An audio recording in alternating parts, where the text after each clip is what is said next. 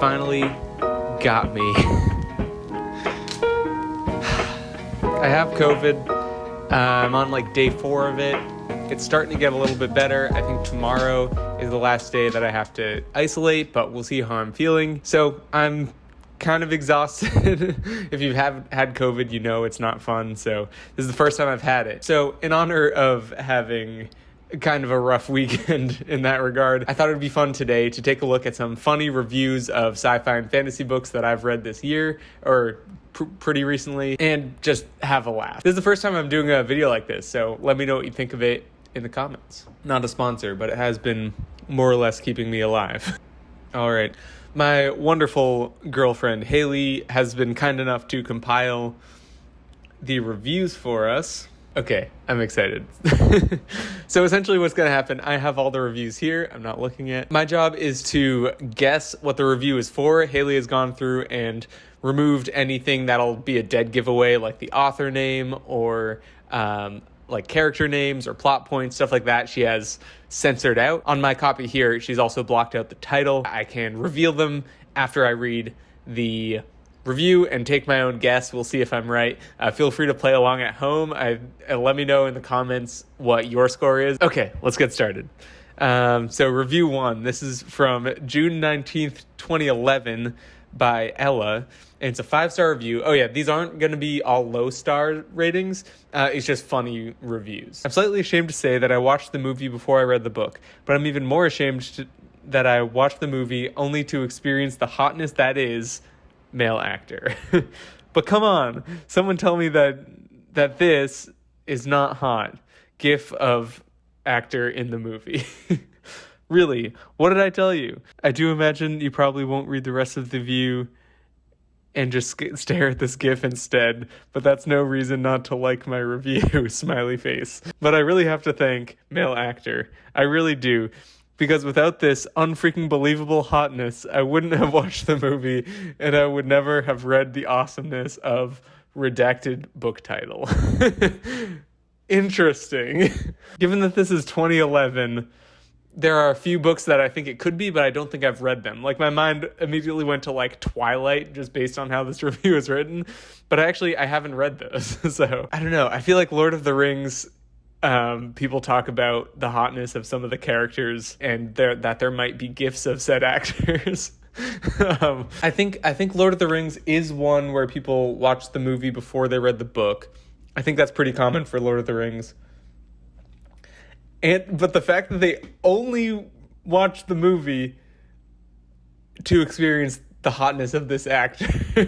But the GIF is at the end of this document that I have all the reviews on, so I'll put that in the video as well.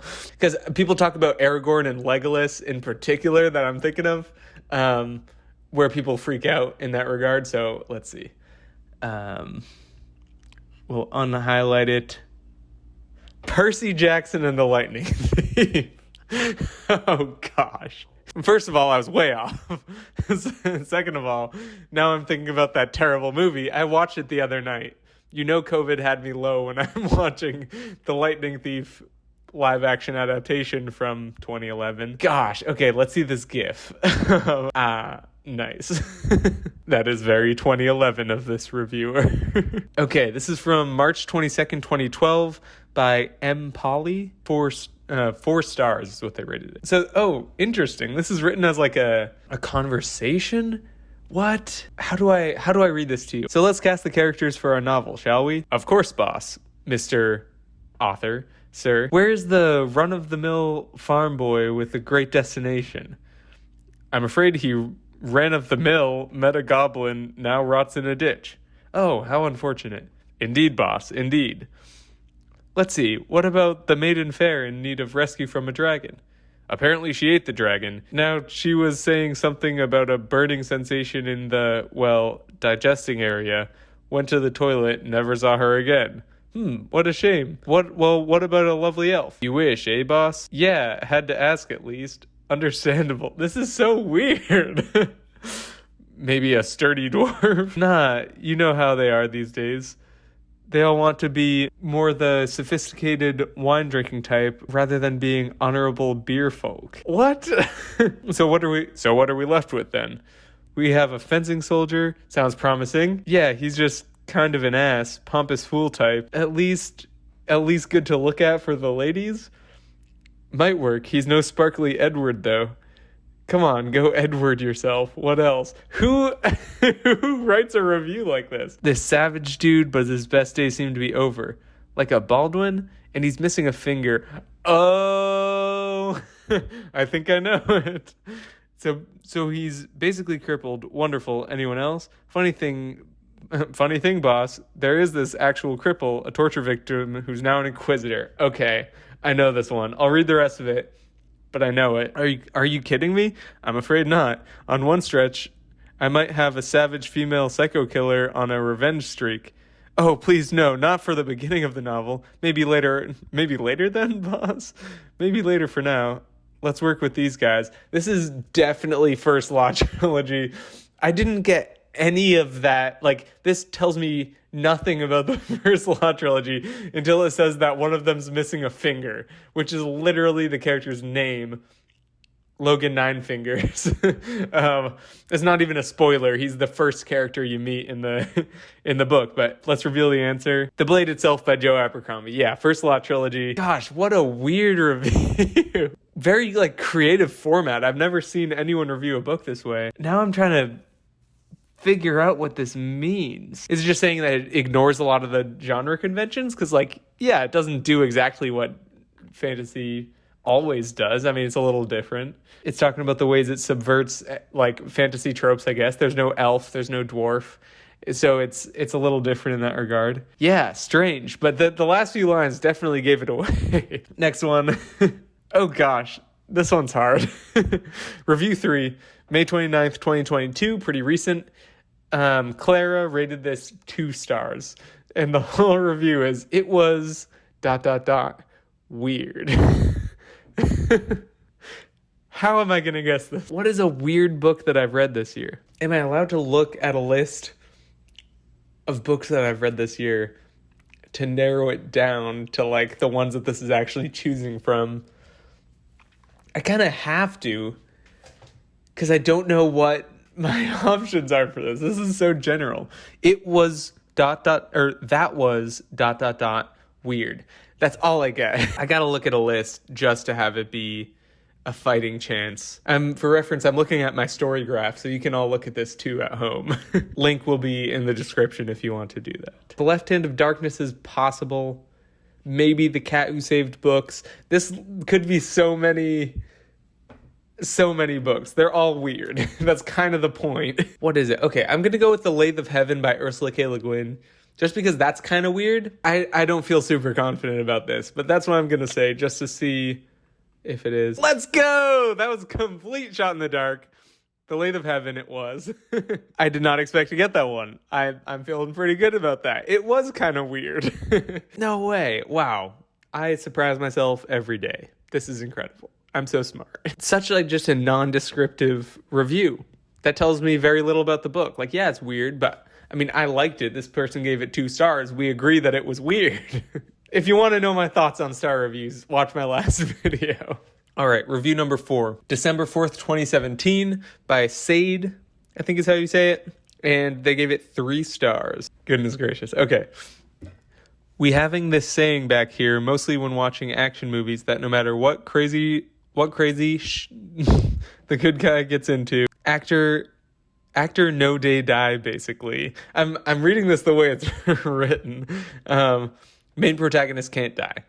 So yeah, slash his hand off. Actor no day what? no day die. The plot for me sort of reminded me of the Chicken Lickin' book I read when I was younger, in that it sort of followed a specific formula. A chicken lickin', you knew the chicken dude was going to meet another farm animal again and again. I got kind of the same feeling here. You knew whenever they went, there was this predictable fighting that was going to take place, which really isn't a bad thing, but it just goes on and on and on, and you find that you're going through the same scenarios, but with different bad dudes. Quite frankly, went on for too long in my opinion. By 60% mark, I was more than ready to have the characters reach proper noun. What is chicken licking? Gosh, I don't know. The only book I've read recently that's sci-fi or fantasy that had, I would say, too much fighting is probably Network Effect by Martha Wells, which is in the Murderbot Diaries. That one is... So I love Murderbot, but I just think that the action sequences in that specific book, Network Effect, just were way too long. I could have done with a lot shorter versions of what they had, and it would have had a better effect, in my opinion. There was this predictable fighting that was going to take place, which really isn't a bad thing, but it just goes on and on and on, and you find you're going through the same scenarios, but with different bad dudes. I think that one sentence has the most information in this whole review. Could be Kings of the Wild. That had a bunch, because it's questing fantasy, so it has a bunch of different obstacles and bad guys they have to overcome throughout the book. I wouldn't say it was repetitive, but I guess it could be interpreted that way if you didn't like it. I'll go Network Effect just because that one sentence sounds like my one problem with that book, which is that the fighting sequences were too long. But it's just the predictable part that was getting me. Because like the Murderbot action sequences aren't predictable, I wouldn't say. But maybe they could be interpreted that way with Kings of the Wild. But I'll say Network Effect by Martha Wells. Kings of the Wild. Oh well, we were close. I had it in the mix there. But I see why it comes across that way. But also, most of this review does not talk about the book. I missed the first one. No, that's my second miss. But not too bad. 2-2 right now. Okay, review number 5, May 29th, 2021, by Kristen, who gave it 3 stars. I liked it. I was bored. It was smart, sometimes too smart. I knew what was going on. No, I didn't. I'm glad I read it, but it was a lot. The bad reviews, it's hard to put myself in the shoes of someone who didn't like it, because there are certain things that some people don't like about books that I like about books. So when I hear a critique of it, I'm like, well, that book's not boring. So it couldn't be that, but maybe it was boring to someone, because my mind went to like, I don't know, with this one, I think it could be Mistborn, but I don't think that's boring at all. But maybe this reviewer did. So that's kind of where I have to parse out. Smart, sometimes too smart. That could be Project Hail Mary by Andy Weir. Could be, because that's very science-y. It's like science is used to solve problems, and it's very like logic-based in the way that it addresses things. Could be Project Hail Mary. Could be Left Hand of Darkness. That one's also pretty smart, but in a different way. And I would say Left Hand of Darkness is more boring than I like to admit. Afterwards, I was so glad I read it. Oh, okay. That could be the giveaway factor. I was so glad that I read it. But there were parts of it that I was bored. Left Hand of Darkness, by Ursula K. Le Guin. Very, very good book. Not the most engaging all the way through. I think that it has some inconsistencies that way. That happens a lot with new age sci-fi, meaning like that 60s, 70s era of sci-fi. A lot of people have the same critiques about Dune, because that was written right around the same time. Yeah, okay. I'm going to go with Left Hand of Darkness by Ursula K. Le Guin. Let's see if it is... it was Project Hail Mary! It was so close. Darn. So that's one that I didn't find boring at all. See what I mean? It's hard to get out of my own opinion of it and see it the way that someone who did find it boring would see it. Dang, that's 3 misses. But I was so close. Okay. Review 6, January 3rd, 2016, by Emma, who gave it 5 stars. That's me screaming.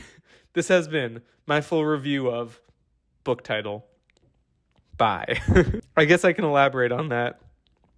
But really, it's going to boil down to the same thing, which is me screaming. I'm only like 17% joking. I have no idea how to review this book. I barely even know how to read this book due to the fact that it was so devastatingly cool and exciting and unique and addictive that it almost made me illiterate. What? I think this is Mistborn. I think it's Mistborn. I'm just going to go for it. I think this review captures Mistborn really well. Six of Crows. Gosh, that's 4 misses. Jeez. Six of Crows. Okay, fair. It wasn't my absolute favorite. Like, I liked it. I enjoyed it, but it didn't have me screaming, I wouldn't say personally. But I'm glad Emma loved it so much. That's awesome. So now you know how I feel about Mistborn based on the fact that I guessed that for this. Okay, review 7, January 8th, 2021 by Anna, who gave it 1 star. This is metaphor hell. It sounded like I just ran some text through Google Translate and got back a bunch of gibberish. This is metaphor hell. Gosh, is it the Trial by Franz Kafka? Does that count as fantasy? Wait. Okay, it could be the Metamorphosis. That counts as fantasy. Science fiction. This is metaphor hell. Sounded like I just ran some text through Google Translate and got back a bunch of gibberish. What? What could it be? Okay, I'm thinking the Metamorphosis. I'll go with that. Metamorphosis by Franz Kafka. That technically falls under fantasy. This was like last fall I read this, so it's just out of this year. But I still probably wouldn't have guessed this for this one. This is How You Lose the Time War by Max Gladstone and Amal El-Mohtar. I wouldn't have guessed that for this one. I think I can see why they would think that the metaphors are overdone. It's what's called purple prose, meaning that it pretty much is only describing metaphysical stuff. Like, it's not using flowery language to describe like the room or like what the characters look like, but it's describing like feelings and moods and atmosphere using flowery language. So it's very, very metaphorical, which I get why if you don't like metaphors, you probably wouldn't like this book. Sounded like I just ran some text through Google Translate and got back a bunch of gibberish. Okay, review number 8 from August 20th, 2017. Lost Planet Airman is the person who reviewed this, who gave it 4 stars. I know of 2 audio versions available, an audio dramatization produced by the BBC 4 Radio and a recorded books unabridged version narrated by George Goodall. The BBC version is abridged and IMNSHO. I don't know what that is. This causes both the plot and characterization to suffer. The unabridged version has a different flaw. Although the plot is intact and the character of the envoy, redacted main character name, is spot on, the residents of the redacted location name seem less developed for being in Mr. Goodall's voice. You can hear him trying to assume another voice for the other characters, but he is very distinctive nevertheless. Okay, the fact that it says envoy makes me think that this time, this one is the Left Hand of Darkness. Envoy is used pretty frequently to describe the main character, and the residents of the location name, I think, could be Gethin or Jethin. I don't know how you say it. I'm going to say Left Hand of Darkness just because it uses envoy. And also the person rating this sounds like they overthought the whole thing, which is, I feel like, the target audience for this book. Left Hand of Darkness by Ursula K. Le Guin. Finally, we got it.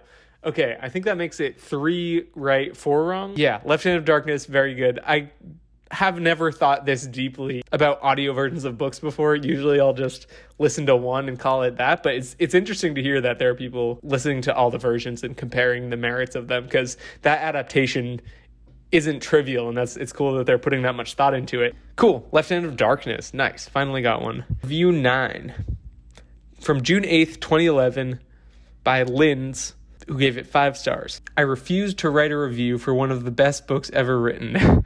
Asking a serious fantasy fan to write a review for the book title is like asking a Christian to write a review for the Bible. So instead, I will supply you with this graph. End-all be-all graph of awesome invented things, real and fictional.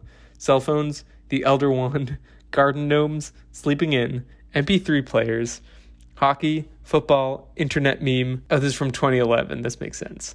PS3, Goodreads, puppies, wasabi almonds, GPS, scribbled out thing, coffee that I make, Starbucks, dibs, lolcats, sneezing, magic, AT-ATs, dark chocolate, bazinga, making graphs. If that isn't the most 2011 graph I've ever seen.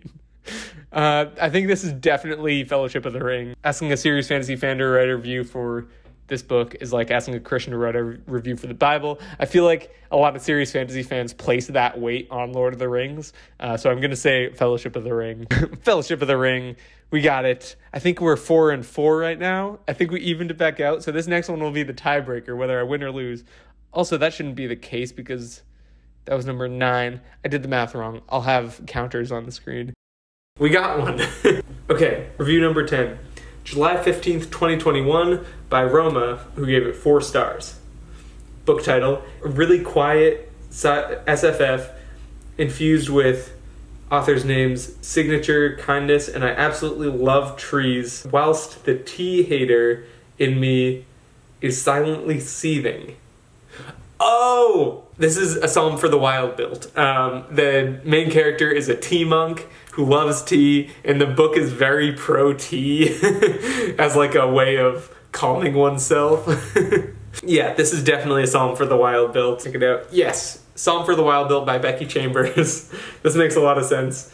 Yeah, very quiet sci-fi fantasy. It's meant to be more calm and focus on themes that aren't like war and destruction. It's very, very cozy and just such a good read. I read it twice this year and the sequel. So definitely recommend it. I've talked about it in previous videos if you want to hear more about it. But yeah, very, very good one. I'm glad that this person liked it despite their hate of tea.